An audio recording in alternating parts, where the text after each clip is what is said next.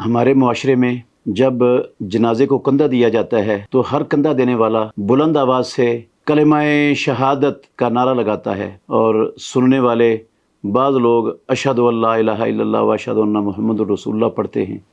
क्या ये शरअन जायज़ है और साबित है किताब व सुन्नत से?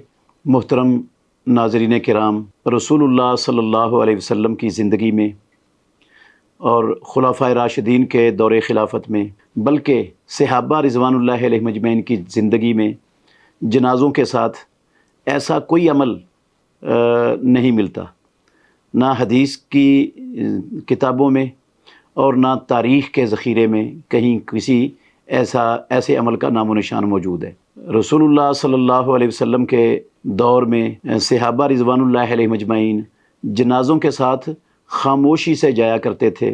बाज़ रिवायात में ये लफ्ज़ आए हैं, वो कहते थे हमें ऐसे महसूस होता था जैसे हमारे सरों पर परिंदे बैठे हैं और अगर हमने बात की आवाज़ निकाली तो वो परिंदे उड़ जाएंगे। इस कदर खामोशी होती थी जनाज़ों के साथ चलते हुए। तो अगर ये कलिमा शहादत कहने का कोई अमल इस्लाम के अंदर इसकी गुंजाइश होती, इसका कोई अजर व सवाब होता, ये जायज़ होता, तो रसूलुल्लाह सल्लम इसकी ज़रूर तालीम देकर जाते और सहाबा रिज़वानुल्लाहि अलैहिम अजमईन ज़रूर बेज़रूर इसको अमली शक्ल में पेश करते, इस पर अमल करते। तो रसूलुल्लाह सल्लम की खामोशी, आपके दौर में इसका नामो निशान ना होना, फिर सहाबा की ज़िंदगियों में इसका नामो निशान ना होना, ये इस बात का बैन सबूत है, वाज़ेह दलील है कि इस्लाम के अंदर इसकी गुंजाइश नहीं है। और जो आजकल इसको दीन समझते हैं, सवाब समझते हैं और नेकी समझकर ये अमल करते हैं, वो यकीनी तौर पर बिदअत के मुर्तकिब हैं। और बिदअत के बारे में रसूल मुकर्रम सल्लल्लाहु अलैहि वसल्लम हमेशा हर खुतबे में पढ़ा करते थे, कुल्लु बिदअतिन ज़लाला, हर बिदअत गुमराही है, व कुल्लु ज़लालतिन फिन्नार, और हर गुमराही का अंजाम जहन्नुम की आग है। तो हमें इस चीज़ से बच जाना चाहिए।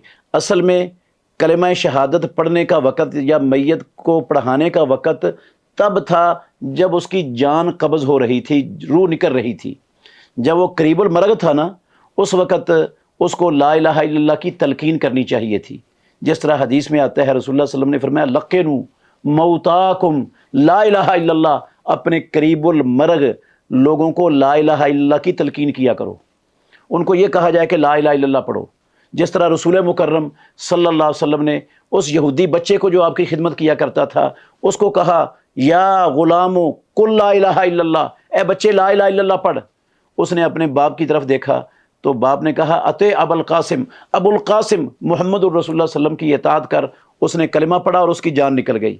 तो रसूलुल्लाह सल्लम ने फरमाया, अल्लाह की सारी तारीफ़ें हैं जिसने एक जान को जहन्नम की आग से बचा दिया। तो इससे ये पता चलता है कि मरने वाले को ला इलाहा इल्लल्लाह की तलकीन करनी चाहिए। अल्लाह के नबी ने इसका हुक्म दिया है और प्यारे पैगम्बर मुहम्मदुर रसूलुल्लाह सल्लम ने ख़ुद भी ये अमल किया है। तो उस वक़्त तो लोगों को रोका जाता है, मना किया जाता है हमारे मुआशरे में कि उसको तलकीन ना करो, ये ना कहो ला इलाहा इल्लल्लाह पढ़, वो शायद इनकार कर दे। तो क्या रसूलुल्लाह सल्लम को नहीं पता था कि वो इनकार कर सकता है? मैं इस तलकीन का हुक्म अपनी उम्मत को देकर ना जाऊँ? और अल्लाह के नबी ने वो पढ़ाया है कलमा, ठीक है वो यहूदी था, तो यहूदी या गैर यहूदी की तो इस्तिस्ना और तखसीस है ही नहीं है हदीस में। तो नबी सल्लम जब यहूदी को पढ़ा सकते हैं तो मुसलमानों को भी जो करीबुल मरग हों उसको कलमा पढ़ने की तलकीन की जा सकती है।